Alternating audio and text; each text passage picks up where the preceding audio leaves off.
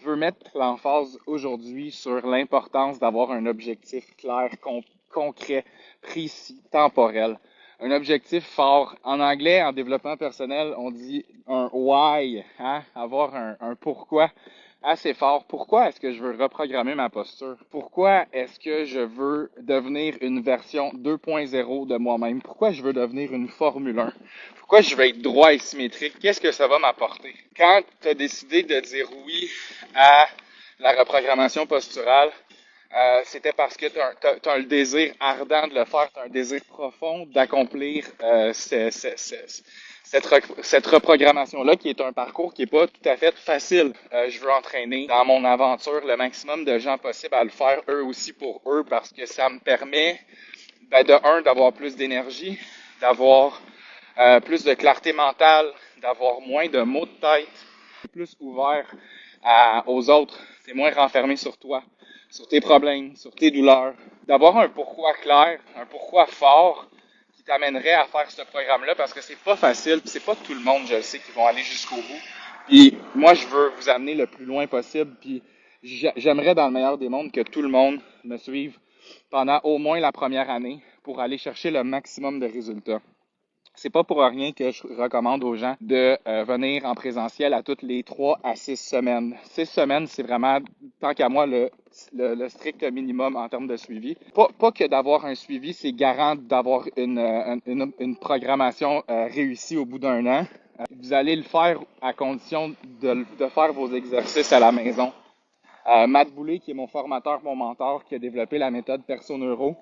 La méthode Perso-Neuro, c'est une méthode basée sur la neurologie fonctionnelle. Les exercices que je vous montre, c'est de la neurologie fonctionnelle. Ça va vous permettre de reconnecter avec une certaine confiance en vous-même. Plus que vous êtes connecté avec votre corps, plus que vous augmentez votre proprioception, plus que vous avez une meilleure connaissance interne de vous-même, plus que vous avez confiance en vos moyens, pas juste en vos mouvements, pas juste « Hey, ma jambe droite, elle lève plus haut », c'est plus que ça. Ça va vraiment plus loin que ça, puis j'espère que vous allez voir les résultats le plus rapidement possible. En fait, j'espère aussi que vous allez avoir la foi que les résultats viendront et que vous n'allez pas lâcher, puis que ça sera peut-être pas une progression linéaire comme j'ai eu. Ça va peut-être être plus difficile au niveau de votre motivation, vous allez peut-être abandonner certaines semaines, mais ne laissez pas une mauvaise semaine ou une mauvaise journée se transformer en 2 mauvaises semaines ou 2 mauvaises journées. Essayez de reprendre les rênes rapidement. Avoir une motivation. Hey, pour vrai, je parle depuis tantôt, puis je me dis, j'ai pas abordé l'idée en profondeur que je voulais apporter. C'était avoir un pourquoi, donc une raison qui nous pousse.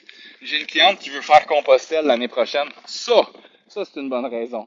Je veux avoir un peu moins mal ou je veux être optimal, ça veut rien dire pour ton cerveau. Je veux être optimal, ça veut absolument rien dire. Puis de toute façon, c'est pas vrai. Les gens, souvent, quand ils n'ont pas de douleur, n'ont pas assez de raisons de faire leurs exercices. La preuve, combien de gens ici ont déjà fait de la physiothérapie, puis au bout de 2, 3 semaines, la douleur commence à diminuer. Qu'est-ce qui arrive avec tes exercices? T'arrêtes de les faire. C'est exactement ça. Donc, qu'est-ce qui va arriver? Avec les exercices en neurologie fonctionnelle, c'est à peu près la même chose. Donc, au début, tu vas voir que ta barouette, ma jambe droite, elle lève plus que tantôt. Ça t'encourage à le faire momentanément. Mais à un moment donné, je te le dis, tu vas avoir moins le goût de les faire. Fait que ça, c'est de dépasser l'envie de les faire.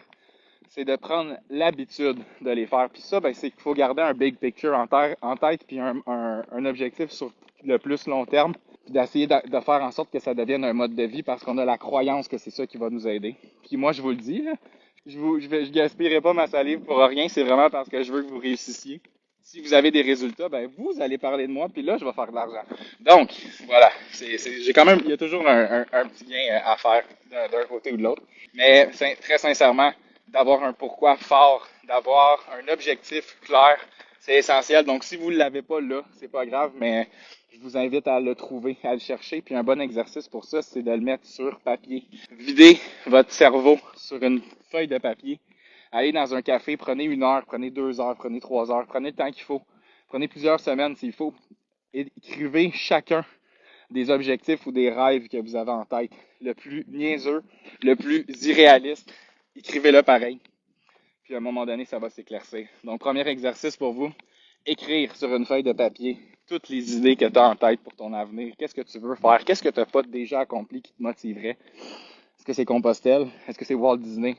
ça n'a pas d'importance. Est-ce que ça a de l'importance pour toi? C'est ça qui va te donner une motivation intrinsèque.